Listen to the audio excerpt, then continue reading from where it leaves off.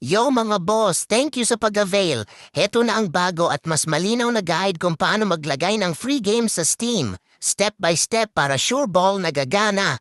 Una po nating step ay i-off muna ang real-time protection or antivirus ng PC ninyo. Punta lang kayong settings at search nyo ang virus and threat protection. Click Manage Settings at i-off nyo po itong real-time protection. Then close nyo na ang window. Then open your Discord at punta kayo sa server natin. After that, pumunta kayo sa channel na Steam Installation 2 at download nyo itong Crackworld plugin. Next mga boss, once na-download na, open nyo ang file folder nyo. Makikita nyo nakazip pa yan, kaya i-extract nyo muna bago natin gamitin. Then double-click nyo lang ang Crackworld plugin para ma-install. Click more info then run anyway.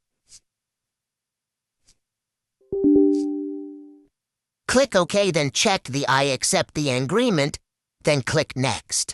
Then ang password pala nito is cw.fix. Click next. At i-check nyo ang naka-label na create a desktop shortcut. Click install then finish na. Close nyo lang lahat na naka-open na app then balik kayo sa Discord at dapat naka-install ang Steam Inject tool sa PC nyo para di magka-problem sa pag-add ng games. Click nyo lang then visit site. Click download. Then open nyo lang folder nyo at i-install nyo ang Steam Inject tool. Click finish at i-close nyo na ang lahat na naka-open na window. Then right-click nyo ang floating na Steam Inject tools tas exit nyo lang. Next step mga boss, hanapin nyo sa desktop yung Crackworld plugin na in-install natin kanina at i-open nyo lang. Makikita nyo na ganito ang interface niya. Meron lang itong tatlong menu kaya very simple at madaling maintindihan. Unang step ay i-click nyo lang ang Install Millennium. Pangalawang step, click nyo lang ang Crackworld plugin. At last step, click nyo ang Start Steam. Then paka-open ng Steam is punta kayo sa naka-label na Steam, then click Millennium. Pindutin nyo ang plugin at makikita ninyo ang Crackworld status. Dapat naka-on ito at kung naka-off, i-enable nyo lang. Kapag ayos na, bumalik na kayo sa main screen. Ngayon, itry na natin mag-add ng game sa Steam gamit ang bagong method natin. Sobrang dali lang nito at dito na tayo mismo sa Steam mag-a-add ng game. Wala nang manifest file na kailangang gawin. Simulan na natin. Ang ilalagay ko pala na games is Dispatch.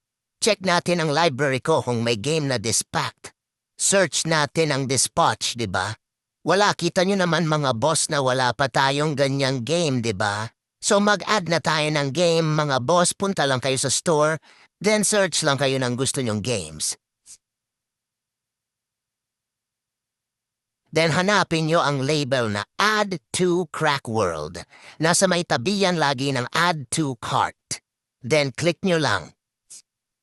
At pagkatapos ay hanapin nyo ang label na Restart Steam. Then click para ma-restart ang Steam at wait nyo lang ma-open muli. Then check natin sa library ko kung pumasok na yung in-add nating game na Dispatch. Boom! Ayon, gumana nga at ang dali lang, diba?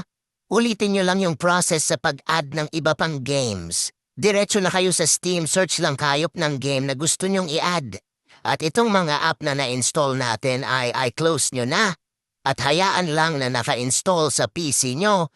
At wag nyong i-uninstall para di kayo magka-prob sa pag-add ng game in the future. Yun lang mga boss. Salamat sa panonood at sa pag-avail ng promo natin. Happy gaming po. God bless!